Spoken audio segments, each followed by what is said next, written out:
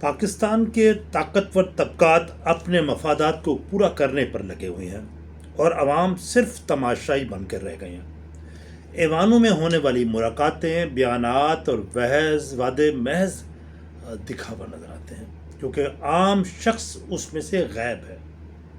جو سڑکوں پر چل کر آٹے کی قیمت معلوم کرتا ہے، جو بجلی کے بل کی وجہ سے رات بھر جاگتا ہے، جس کے بچے بھوک سے تڑپتے ہیں، اسے احتجاج کرنے سے اس قدر خوف زدہ کر دیا گیا ہے کہ وہ اس کو اس کانسیکوینسز کا علم ہو چکا ہے، اس لیے وہ محض سسک سکتا ہے، آہیں بھر سکتا ہے۔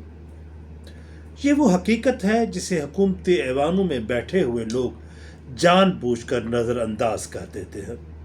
پاکستان کی معیشت اس وقت 2023 میں تو 29% تھی، لیکن آج مئی 2026 میں اس کی حالت نازک اور خطرناک حدوں کو چھو رہی ہے۔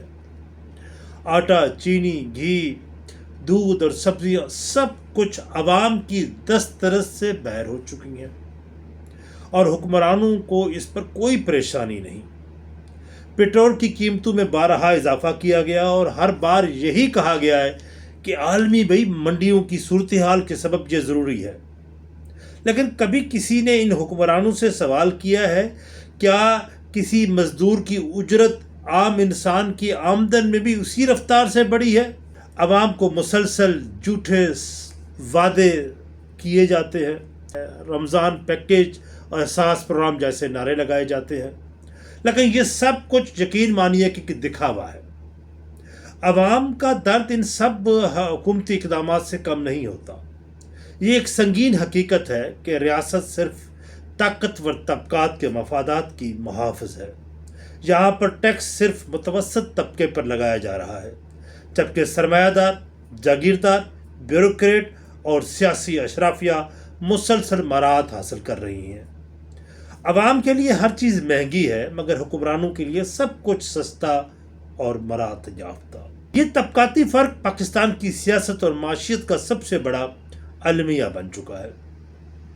حکومتی اقدامات کا اثر عوام تک پہنچنے، ٹرکل ڈاؤن ایفیکٹس ہونے کی بجائے صرف اشرافیہ تک محدود ہو کے رہ جاتی ہے۔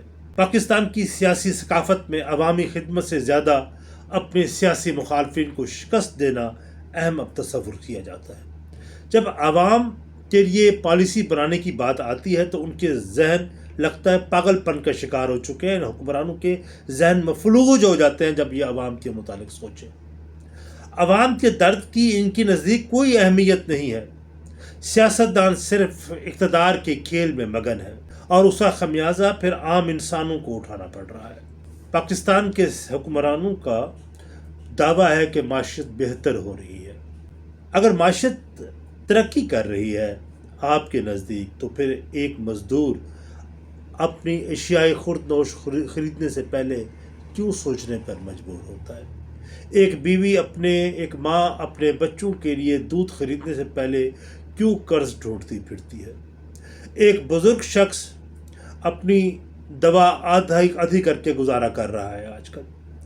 پاکستان میں جب تک یہ سیاسی اشرافیہ اپنی حقیقت نہیں سمجھے گی، یہ معاشرہ اسی صورتحال کا شکار ہوگا۔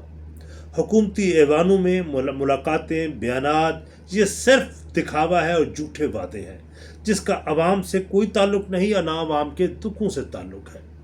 عوام جب تک اپنے طاقت کا ادراک خود نہیں کریں گے، ان کا دکھوں کا حل نہیں نکلے گا۔